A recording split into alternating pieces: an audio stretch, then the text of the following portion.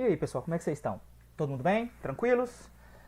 Vamos lá, né? Depois de uma semana tranquila, né? Tivemos um feriadão, nós tivemos uma aula na semana passada, mas agora a gente volta à nossa disciplina de técnicas e projetos de sistemas, tá?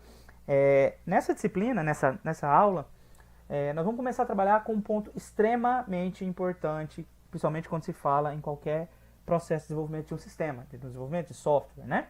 Que é um ponto que eu já acabei conversando com vocês algumas vezes, que são os requisitos, tá ok? Lembrem que eu falei para vocês que os requisitos é o que define o que o seu sistema vai fazer, né? E ele precisa ser muito bem definido, né? Precisa ser bem detalhado. Então a ideia aqui dessa aula é a gente conhecer um pouco sobre o que são os requisitos, se só existe um tipo de requisito, não é? Como é que a gente consegue identificar os requisitos? Lembrem que eu falei para vocês o quanto é complicado a conversa que a gente tem que ter com alguém que não é da área, ou mesmo da área, para expor o que a gente precisa para fazer um sistema, né? Então, a ideia nossa é ter essa aula aqui agora, beleza? Tranquilo? Então vamos lá. Quais são os objetivos que a gente vai ter nessa aula? Primeiro, conhecer o que são os requisitos de um sistema. Saber o que são os requisitos, como eles interagem com o teu sistema, o que eles servem, como é que eles podem originar artefatos de software, como é que eles podem criar, gerar a partir deles documentação, né? Então a gente vai entender um pouco sobre isso. Algumas técnicas para que nós consigamos elicitar, palavra bonita, né? Mas é simplesmente descobrir requisitos. Como é que nós conseguimos obter requisitos, tá ok? Imagine o seguinte, você precisa desenvolver um sistema e você vai... Um sistema, por exemplo, de frente de caixa para uma drogaria. Você não imagina que a pessoa que quer o sistema, que vai comprar o teu sistema, ela sabe exatamente 100% do que ela precisa. Vão ter situações que ela acredita que saiba, mas ela não faz ideia do que ela quer direitinho. E aí faz parte de você conseguir extrair isso, né? Ou de você, ou dependendo do ambiente que você estiver, por exemplo, você vai estar trabalhando numa software house, né? Ou um órgão público que tem um setor de desenvolvimento de sistemas, por exemplo, né? Então, nesse local, pode acontecer de ter um analista de negócios, né? Um engenheiro, né, que vai fazer esse meio termo e conseguir conversar com o teu cliente, conversar com a pessoa que está solicitando o sistema. Mas essa conversa normalmente não é tão tranquila. Normalmente a gente tem alguns probleminhas nessa comunicação. Daqui a pouco eu mostro um desenho bem legal aqui que mostra, exemplifica isso aqui de uma forma engraçada, essa conversa, né? E aqui, ó, conhecer os tipos de requisitos, né? Opa, mas tipo de requisito, professor? Sim, vocês vão ver que vão ter dois tipos de requisitos muito bem definidos na literatura e na prática, né? E aí a gente vai conhecer melhor lá na frente, tranquilo? Antes da gente entrar propriamente no requisito, vamos só relembrar o que a gente viu nas aulas passadas. Primeiro, nós entendemos como é que funcionava o software, né? A gente começou a entender um pouco mais sobre o software, a natureza dele, o quanto ele era complicado de ser desenvolvido, né? Que não era simplesmente colocar e montar o software como monta-se um carro, né? A coisa era mais complicada. E aí nós, na segunda aula, nós começamos a trabalhar com os processos de software. Então nós conhecemos o modelo cascata, espiral, interativo incremental, modelo unificado, né? Nós conhecemos vários modelos, tá ok? O mais tradicional, que é esse aqui que está aqui na tela, é o modelo em cascata. Quais são as características que ele tinha? É aquela que terminou uma etapa, essa etapa não é repetida. Então, para a gente terminar essa etapa, a primeira etapa, ou qualquer etapa que está aqui, é preciso que tudo tenha sido realizado, porque não prevê uma volta para essa etapa inicial, a etapa anterior. Então, por exemplo, nessa etapa de comunicação, justamente a pior etapa, a primeira. Por quê? Porque aqui nós temos levantamento de necessidades. E aí, qual é o problema disso? Lembre-se, dificilmente você vai identificar todas as necessidades num primeiro momento. Dificilmente, raramente você consegue isso. E se você não definiu todas as necessidades, a partir do momento que você começa a planejar, modelar os teus requisitos que foram levantados aqui, quando chegar na construção, pode acontecer de você identificar que faltou, muito provavelmente você vai identificar, que faltou algo aqui entre a comunicação no momento de levantar as necessidades. E aí tua cascata foi inteira para o espaço. Por quê?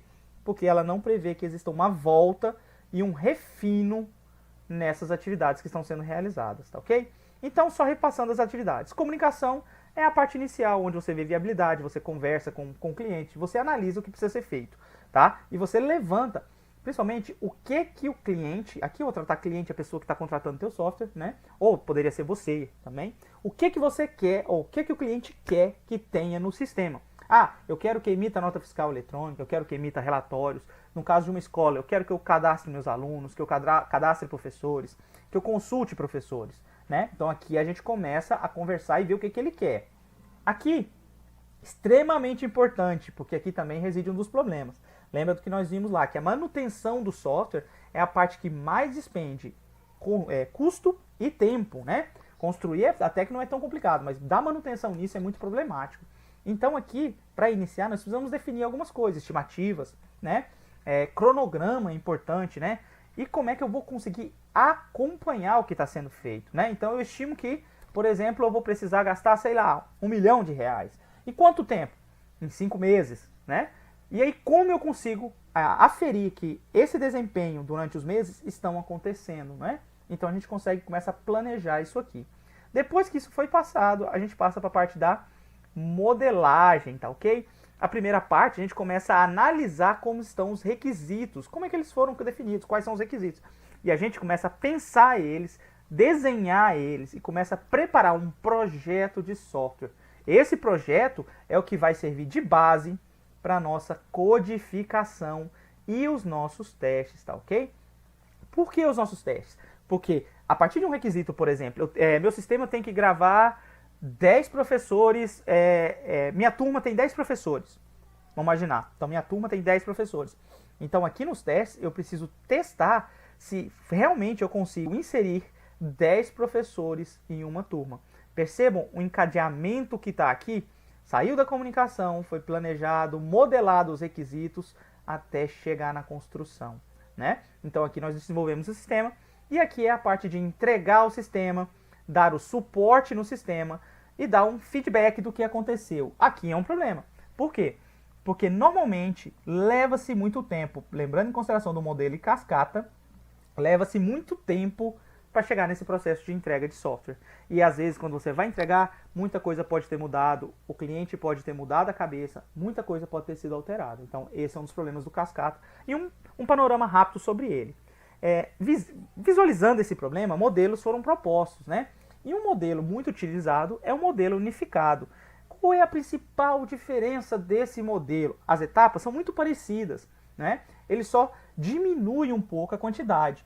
Então percebam o seguinte, essas aqui seriam as etapas que envolviam o processo de cascata, né? Ó, comunicação, planejamento, tá vendo? Ó lá, modelagem, construção e emprego.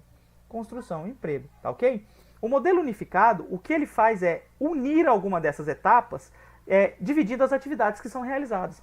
Então, por exemplo, enquanto no cascata só existia a comunicação e o planejamento eram modelos separados, atividades separadas, nesse caso do unificado, nós temos duas etapas. Nós temos a comunicação e o planejamento sendo realizados simultaneamente dentro da fase de concepção, tá ok? E isso acontece também com a elaboração, isso acontece também aqui no caso na etapa de transição, que é a etapa de entregar algo para o cliente, tá? Então, basicamente, essas aqui são as 4 etapas que envolvem o modelo unificado.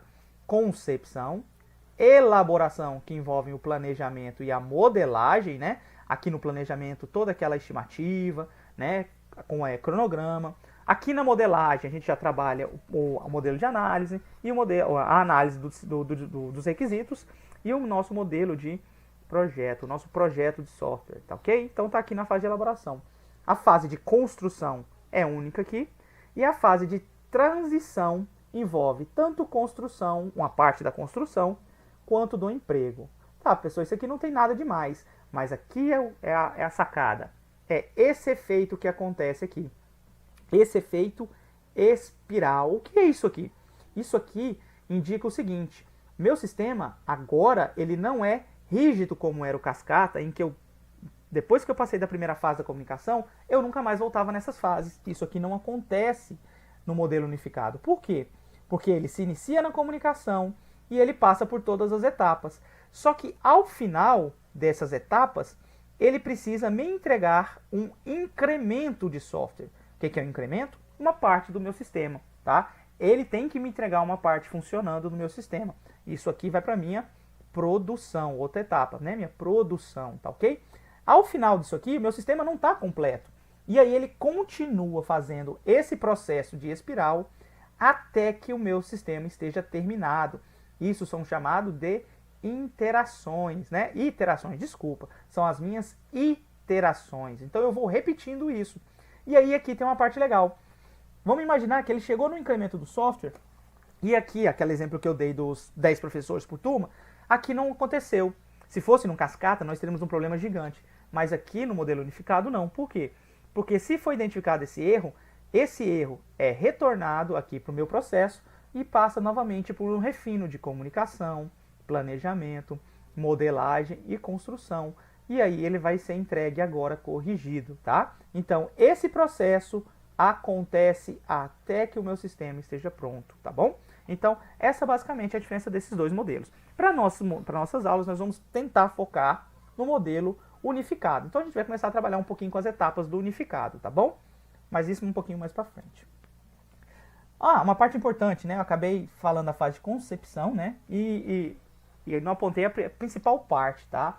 E isso aqui é o que mata muitos sistemas, muitos projetos morrem aqui nessa fase, né? A primeira coisa que você deve pensar é a viabilidade do que tu quer fazer ou do que você foi proposto ou contratado a fazer, né? Então, você precisa ter uma análise bem clara. Por exemplo, eu tenho uma turma de recém-formados e nós vamos receber 20 milhões para desenvolver o sistema da NASA, um sistema para conectar com o satélite da NASA.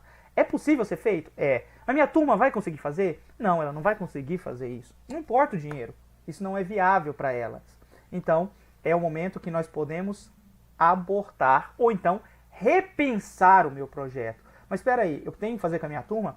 Eu posso mudar a proposta, não é? Então é muito importante quando você começar a trabalhar com um sistema, começar a trabalhar com o desenvolvimento de um sistema, analisar isso. É viável fazer? E aí você tem N formas de analisar essa viabilidade. Mais para frente a gente vai trabalhar um pouco mais sobre isso, tá ok?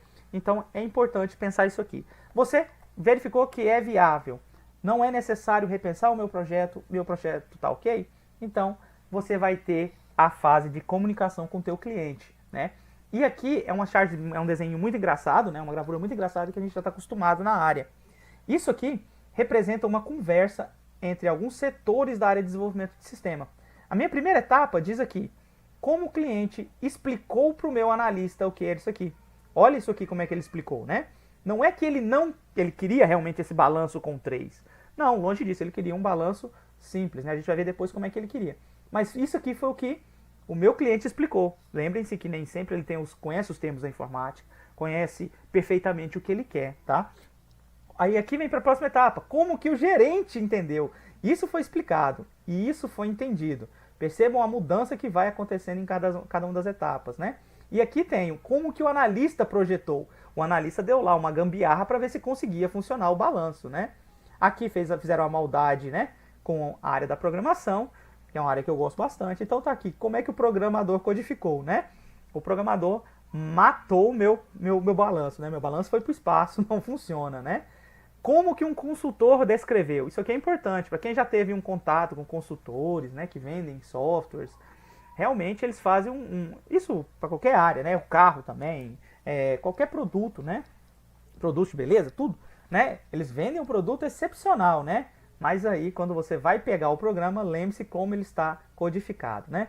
E aqui vem a outra parte, como ele foi documentado. Isso aqui é motivo de um pouco de atrito entre áreas, né? Existem, existem áreas da desenvolvimento, da engenharia de software, né, que trabalham com a área de metodologias ágeis, né? Eu já expliquei para vocês sobre os métodos ágeis, né? E num deles eles falam que, na verdade, é mais interessante pensar em software funcionando do que papel, né? Mas ainda existem empresas que seguem rigidamente esse processo de desenvolvimento de software unificado, levando em consideração, inclusive, todos os artefatos que são gerados, todos os documentos, né? Mas, normalmente, isso aqui realmente é o que acontece, né? Como foi instalado, né? E aqui começa o problema. Se tudo começou errado aqui, isso aqui nunca iria dar certo, tá? Não tem como dar certo. E aí vem o final. Como ele foi cobrado, né? Por quê? Não interessa se não entendeu errado, fez todos os processos errados. O tempo foi gasto exatamente como se tivesse sido feito algo correto. E aí está aqui o problema, né? Olha o valor que você cobrou. como foi suportado, maldade também, né? Você largou o programa e nunca mais vai voltar a mexer nele, né? Você simplesmente já era, não mexe mais com o programa. E por fim, o que realmente o que o meu cliente estava querendo, o que ele queria que fosse feito, né? Olha a diferença isso aqui, né? Percebam o problema de uma comunicação que aconteceu.